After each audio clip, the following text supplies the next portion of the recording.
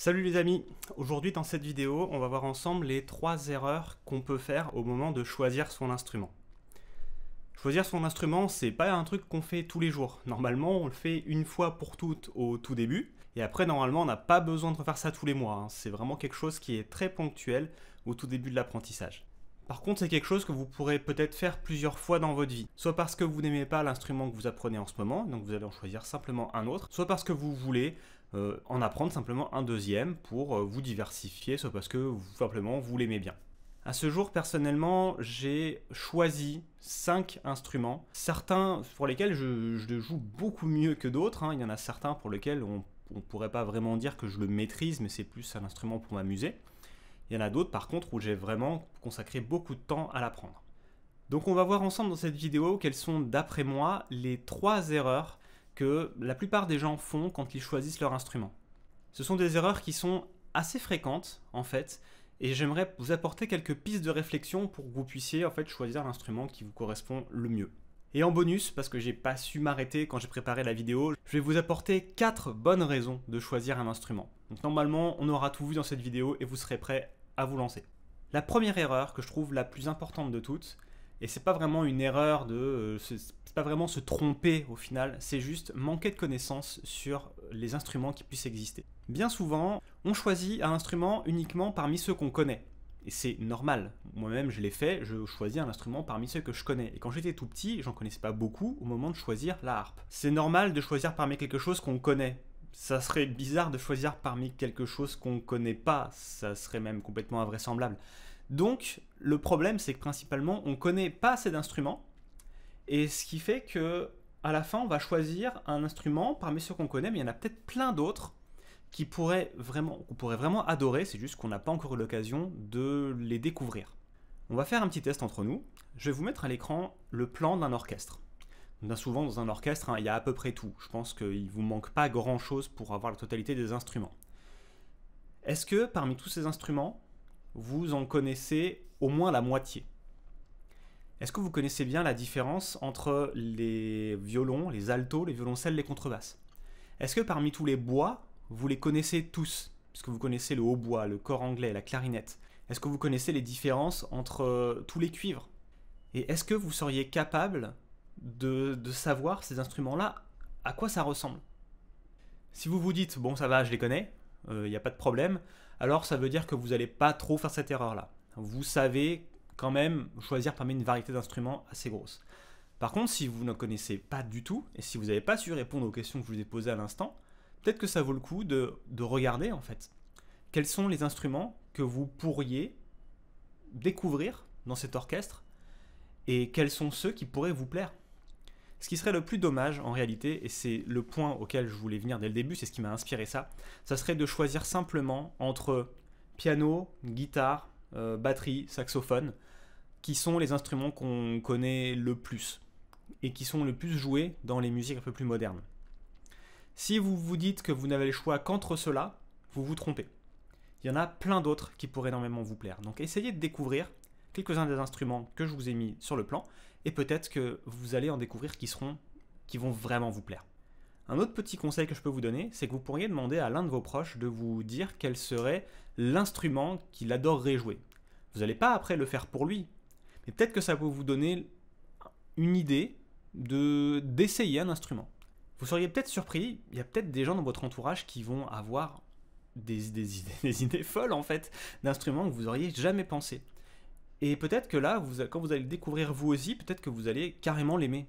Donc ça peut peut-être être pour vous une manière de découvrir un instrument, ne serait-ce qu'un seul.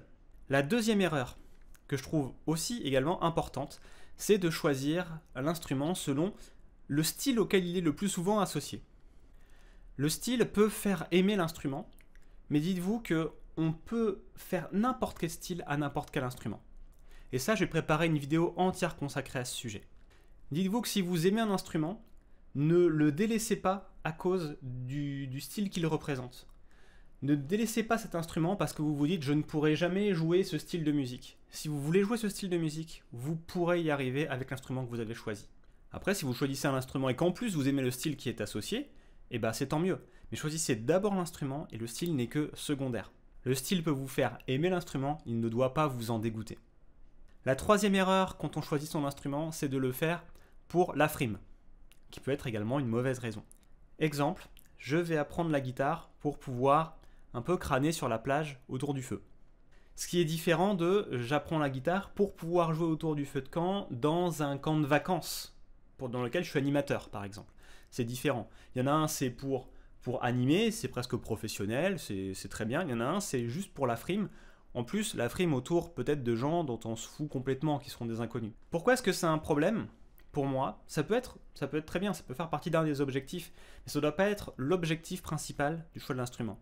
Parce que c'est pas suffisant pour être motivé sur le long terme de simplement jouer pour frimer rapidement devant des inconnus. Si vous voulez choisir un instrument et partager quelque chose, il faut que ce soit quelque chose qui vous plaise, il faut que l'instrument vous plaise, il faut vraiment que tout vous plaise, et pas simplement pour impressionner des inconnus.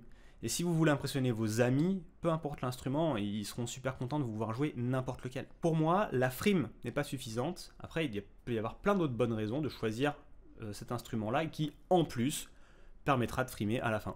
On a vu les 3 erreurs, on va voir maintenant quelles sont pour moi 4 bonnes façons de penser quand on veut choisir un instrument ou son deuxième instrument. Une première bonne raison, c'est de choisir un instrument parce qu'il est accessible. Accessible, ça veut dire qu'on peut facilement s'en procurer un, mais normalement ça c'est fait une fois pour toutes et tout va bien. Et c'est aussi avoir accès à des cours. Ça serait hyper difficile sur le long terme de tenir avec un instrument où le cours se situe à par exemple 100 km. Donc simplement on va jamais y aller. Et donc à la fin, ce qui va se passer simplement, c'est qu'on ne va pas vraiment progresser. Malheureusement, c'est le cas de pas mal de monde qui voudrait pouvoir jouer de l'instrument qui est assez rare, qui n'est pas aussi populaire que les autres. Et il y en a plein dans les instruments de l'orchestre qui n'ont pas forcément de prof dans chaque école de musique, on va dire à la campagne. De ce fait-là, certaines personnes que j'ai rencontrées m'ont dit qu'ils auraient aimé commencer la musique à l'époque, mais l'instrument qu'ils voulaient n'était pas disponible dans leur école de musique pas loin de chez eux. Ils ont dû en choisir un autre. Finalement, ce choix de l'autre instrument n'est pas un choix si mauvais, puisque c'est peut-être leur deuxième choix. Et en tout cas, c'est peut-être le premier choix parmi ceux de l'offre disponible près de chez eux. Le mieux, bien sûr, c'est d'avoir une offre d'enseignement qui soit la plus grande possible, et c'est comme ça que se démocratisent les cours à domicile, les cours par Internet. L'accessibilité de l'instrument, c'est quand même quelque chose qui est important pour pouvoir réussir sur le long terme. Un critère important qui peut parfois nous faire lâcher notre instrument préféré. Mais vous inquiétez pas, si vous en avez envie, plus tard vous aurez l'occasion très certainement d'apprendre l'instrument que vous avez dû délaisser au profit d'un autre. Une deuxième bonne raison de choisir un instrument, c'est que si vous avez déjà appris un instrument, vous pourriez avoir envie de choisir un autre instrument qui, lui, est à l'inverse de polyphonique mélodique. Je m'explique, ceux qui jouent de la harpe, du piano, de la guitare, de l'accordéon, jouent plusieurs notes en même temps. Ça leur permet de jouer seul, ça permet d'accompagner, ça permet de faire des harmonies. Un des critères de choix du deuxième instrument, ça peut être, maintenant que j'ai fait du polyphonique, je vais faire un instrument mélodique. Par exemple, le violon, la flûte, la trompette, donc des instruments qui ne jouent qu'une note à la fois. Et inversement, si vous jouez d'un instrument mélodique, vous pourriez avoir envie de choisir un instrument polyphonique. Ça peut donc être un critère de choix où en fait on passe d'une catégorie à l'autre. Et après, dans la catégorie, on essaye de ne pas faire les erreurs que j'ai dit au début. On ne va pas choisir uniquement parce qu'on n'en connaît qu'un, on ne va pas choisir uniquement par rapport au style qu'il représente, on va éviter les erreurs et on choisira dans cette catégorie-là. Une troisième bonne raison de choisir un instrument, c'est parce qu'on aime son répertoire. Attention, aimer le style ou aimer le répertoire, c'est pas pareil. Le répertoire, ça serait plutôt des morceaux précis dédiés à cet instrument. Et donc cet instrument-là, on peut adorer son répertoire et donc on voudrait trop aimer le jouer. On peut jouer du jazz avec n'importe quel instrument, par exemple. Ça veut dire qu'on peut jouer n'importe quel style avec n'importe quel instrument. Par contre, il y a certaines choses précises qui sont dédiées à un certain instrument. Je ne vais pas pouvoir faire de choses dédiées au violon avec une batterie. C'est normal.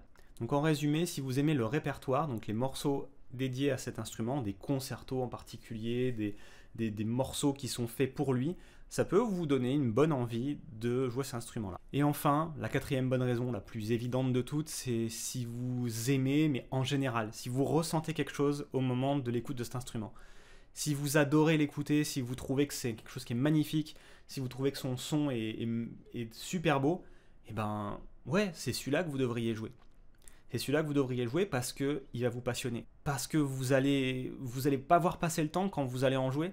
donc vous allez devenir encore meilleur parce que vous aimerez en jouer, donc vous voudrez continuer à en jouer. Ça, finalement, c'est peut-être la principale raison qui vous ferait choisir un instrument. Si vous arrivez à trouver cet instrument-là qui vous inspire, que vous trouvez magnifique à chaque fois que vous l'écoutez, bah, allez, c'est celui-là qu'il faut prendre. Dites-moi en commentaire si vous aussi vous avez eu un coup de foudre pour votre instrument, ça m'intéresse. Si vous avez déjà trouvé l'instrument que vous aimez, si vous l'avez trouvé grâce à cette vidéo, eh bien je vous encourage ensuite à télécharger mon e-book qui est situé dans la description, dans lequel je vais vous donner 5 techniques pour multiplier par 3 votre vitesse d'apprentissage.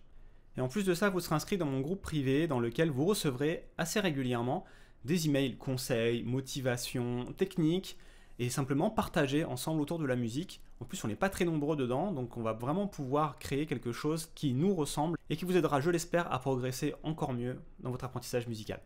Le lien est dans la description, c'est totalement gratuit. C'est tout pour cette vidéo, je vous donne rendez-vous très bientôt, et d'ici là, prenez du plaisir avec votre instrument. A bientôt.